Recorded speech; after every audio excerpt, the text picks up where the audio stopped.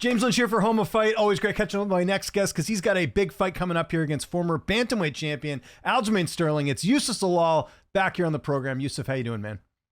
Oh, my man. Thank you for having me. I appreciate you. So if you remember, I sent you a DM about this fight because I kind of got word before everyone else that this was going to happen. When did you find out? Because I think I messaged you like last week before things were official.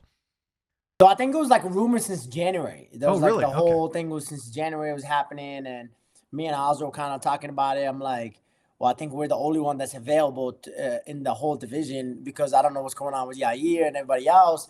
So it was like kind of like a weird situation, and we're like, well, maybe they'll figure out something else. And then that was kind of like the talk, but I known potentially it would be Oswald since January, and I know they were talking about April 11th in the Miami card, but obviously now this is a bigger spot for me, at least. I know he's been there plenty of times, but this is, for me, it's bigger. You know, it's main event and all that stuff, so I'm pretty excited about that. I'm guessing no other opponents in the mix. You mentioned maybe Yair. I don't really know what's going on with him. We haven't heard any fight news. Was it basically like him and Sterling, or was there any other opponents brought up? No, it was just literally just not even Yair. It was literally just Sterling for me. There was not even a Yair conversation and none of that conversation. So I was just kind of just waiting and just seeing what they do.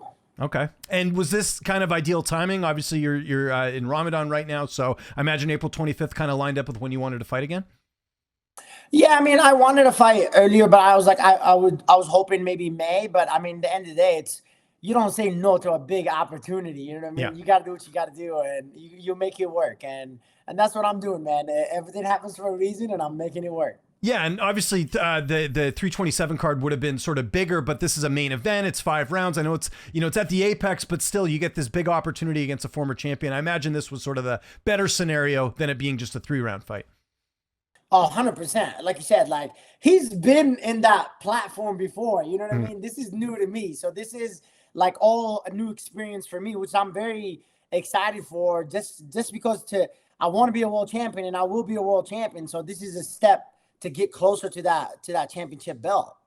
How has Ramadan been going as far as training and all that? Because, I remember when I think you had your debut, well, your return to the UFC, you were in Ramadan, but you had to kind of delay it. This time you're doing it during the proper timeline. So how has training been going?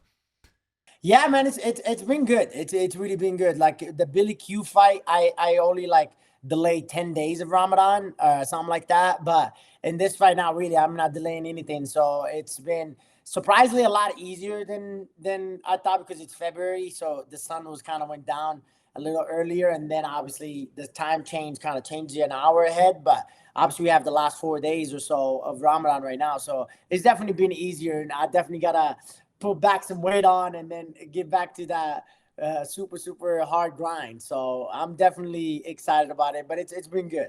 Are you doing it by yourself, or do you have any other teammates that are also fast or taking part in Ramadan? Nah, it's just me this time in the camp. I know last time when I fought Billy, I think I had a teammate that did it, and then before that we had few teammates. I know I had Askar was there with us before he moved back to Chicago and stuff like that. Motaz, all those guys. So they were doing it as well. Okay, well, let's talk about Sterling. 25-5 record. I mentioned it, their former champion. Obviously, great wrestling, good submission game. How are you looking at this fight stylistically? Like you said, man, it's definitely an amazing. He's an amazing fighter. You know what I mean? He brings both of them, but obviously the submission and the grappling aspect that he brings a lot. So I'm very excited to get that tested of my game. And I know a lot of people talk about my grappling, but I know they talk about his grappling a lot more. So I go out there and do the grappling that I need to do. It'll definitely put my name up there that what I wanted to do in the beginning anyway, coming back to the UFC. So I'm very happy about this opportunity. I'm grateful, obviously. Yeah, no, for sure. You're always grateful. It's, it goes without saying. And then as far as training camp, anything different? Same cast of characters? Who are you mainly working with for this one? Yeah, man, a little different, a little bit. I'm definitely changing little things like grappling and all that stuff as well. Like last fight, I was doing the grappling with Josh Emmett, so that kind of like changes a lot of things in the aspect of it. But it definitely, obviously, it's an MMA game, so you have to focus on everything. And definitely had different teammates. Like I'm working with a different teammates in this fight than the last fight. Okay. Like a wrestler, his name is Vince. Obviously, my Lolo, the same guy I work with, Bobby Z. These guys are just upcoming regional guys. You know what I mean? So they definitely been helping me up. And Cruz Gutierrez, obviously, as well, is helping me as well for the striking as well. Like the movement and stuff like that, and the kicking and all that. So it's definitely an interesting puzzle that it makes me excited to go into that puzzle. Are you still doing any like work with like guys outside your gym? Like I know, for example, last camp you got a bit of time with Corey Sanhagen, Justin Gaethje. Is there any of that this camp too? I'm trying. We're still trying to figure that out right now. Obviously, it's everybody's schedule, and some people are traveling, some people are not. So it just depends. But yeah, hopefully, I'm hoping definitely get some at least work with like a few rounds, maybe with Gaethje and stuff like that. I know he's getting ready for the Ilya fight as well. So, but I know that's far away from June. I think June something. Yeah, right? June 14th. Yeah, I think is the White House card. Some time for that. So for me, it's obviously 6 weeks. Like it's coming up. So it's like. So yeah, I'm definitely gonna try to reach out to them and a guy Archie as well in the PFL. Conlon, yeah, I know him. Yeah, well, but I'm reaching out to him as well, and potentially that's gonna be a training partner as well. Okay, well that's great because Corey obviously fought Aljamain. I know he lost, but still, I mean, at least there's some background there. And Corey just opened up his new gym too. I don't know if you saw that with Carrington Banks. So maybe I was talking to him about it last week. Oh, okay, well there you go. We were at the fights together. Yeah. Yeah. So, okay. That's cool. Yeah. A lot of good options over there in Colorado, which is great. Is the weight cut? I mean, I guess we got some time, but I mean, like you said, you got to put weight on if anything. So is the weight cut going to be even easier, you think? I hope so. Let's keep that because I've been getting a little bit bigger a little bit. So I gotta slow down a little bit. So Ramadan obviously slowed it down and got me down into a good routine and like not even, I want to say a routine. It's like good, just like body wise, but more so on the other side, like a little bit, get some weight up a little bit, but just to kind of recover the body a little bit from all the weight cutting, and especially the last week of training. So it's been like putting some stress on the body a little bit while dehydrated. So it's kind of like put that back, and then once that happened, I think I'll be just fine. Okay, there we go. I know we got lots of time, but your corner, is that going to be the same? Who do you think will be in the cage with you for this fight? Because I think with it being a main event, you actually get more corners, do you not? I think 4. Yeah, I think I get 4. So it's the normal. I got Mark and Busy, obviously the coaches, and I'm thinking I'm gonna have my Alex, my wrestling coach, and potentially another coach. So I'm trying to figure out who's the 4th right now. Okay, there we go. Aljamain Sterling's tough to finish. How do you see this fight playing out April 25th? That's exactly how it is, man. He's a tough guy to very finish, and I think he's only been finished twice in the UFC. Yeah, O'Malley knocked him out. I remember that in their title fight, and then Marlon Moraes knocked him out way back like years ago. Yeah, but that's and the it was only like 2 quick. Fights he ever lost, right? Yeah, I think so. Yeah, that he got finished. What I say. So it definitely like to be the 3rd guy to ever finish him. That's a statement right there. So I'm pumped. I'm pumped and I'm excited. I know that Josh Emmett. I was feeling the same way. I was like, when I went with Josh Emmett, I was like, he only got finished by Jeremy Stevenson and Yair. So I was like, holy shit, like this guy doesn't go away. You know what I mean? So it was definitely an exciting puzzle. Like it makes me excited to like get up and like, let's go do this. Like this is a challenge. This is like, and I really do believe this is the hardest challenge in my career so far. Oh, absolutely. Well, Sterling's never been submitted. So, I mean, that's maybe something too. I know you just need to win the fight, but yeah, that's crazy. You know, so if you think about it, of all the fights he's had, no one's ever submitted him. So what a feather in your cap that would be if you could get that. Because obviously we've seen how good your ground game is, right? I know. I was very happy. Like I came back with the debut and then I submitted Billy Q. Who's the first guy to ever submit him till this day. So he's never been submitted. So I was, like you said, that was a good feather to have on my back. But yeah, man, I'm super excited for this challenge. I am. I always look for the finish, and I'm planning on doing the same thing on April 25th. At the time of recording this, obviously we have the main event in your weight class coming up on Saturday, UFC London. We got Movsar Evloev and Lerone Murphy. Just curious how you think that plays out, as I'm sure you're going to be keeping an eye on that one.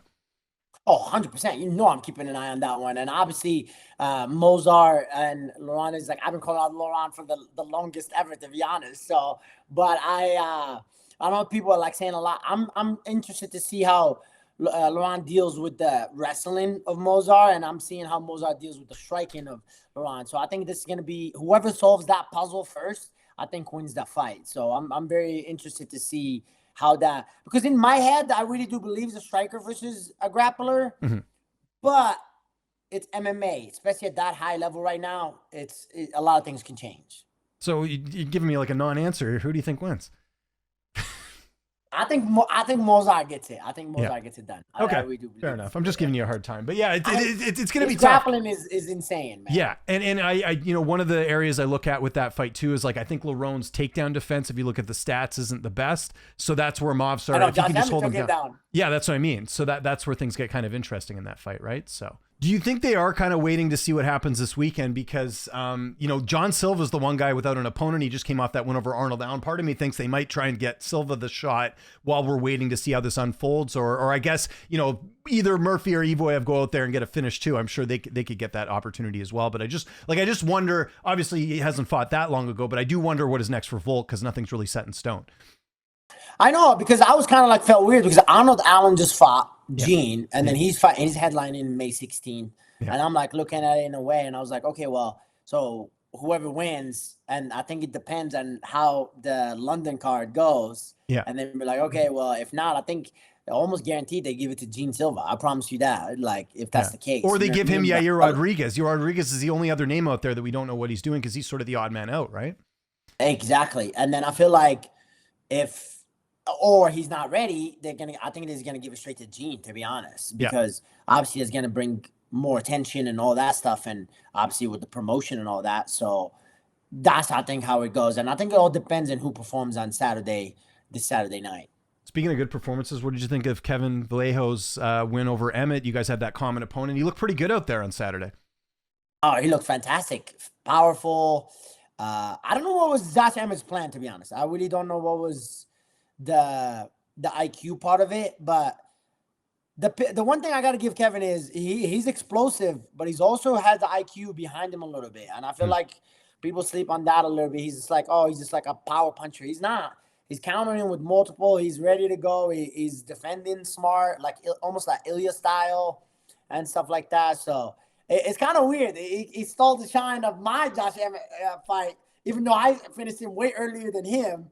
So it's kind of like a weird situation right now. So I'm like this is why I said the 45 division is whoever can perform the best, they remember you after that. I kind of feel like they might give him Yair Rodriguez next because that's sort of the one name out there that I could see the UFC just trying to like continuing to build him up in the weight class. Like he might get someone ranked that high. I kind of think that just after that performance, right?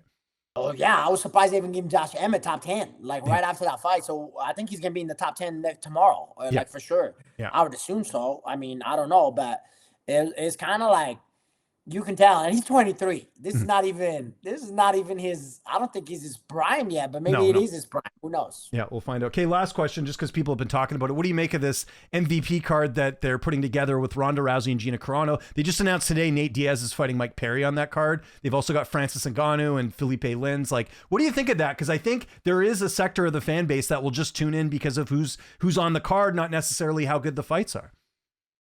I think that was the whole plan of that, just because of the names. Like you said, I think Mike Perry and Nate Diaz, that's going to be a concussion city right there. So I don't think there's going to be a single head movement on that one. But the Ronda Rousey is interesting. I don't know. It's like that. Like, especially it's getting a lot of media attention because of the things she said and things she's saying. So I think that's another reason why they're going to even watch it even more, to kind of see how well it's going to do or how bad it's going to be. You know what I mean? Everybody talks about the Mike Tyson and Jake Paul, but we're watching. So it's I think they know what they're doing. And hey, you got to respect the game and you got to go with the game. You know what I mean? So I respect what they're doing.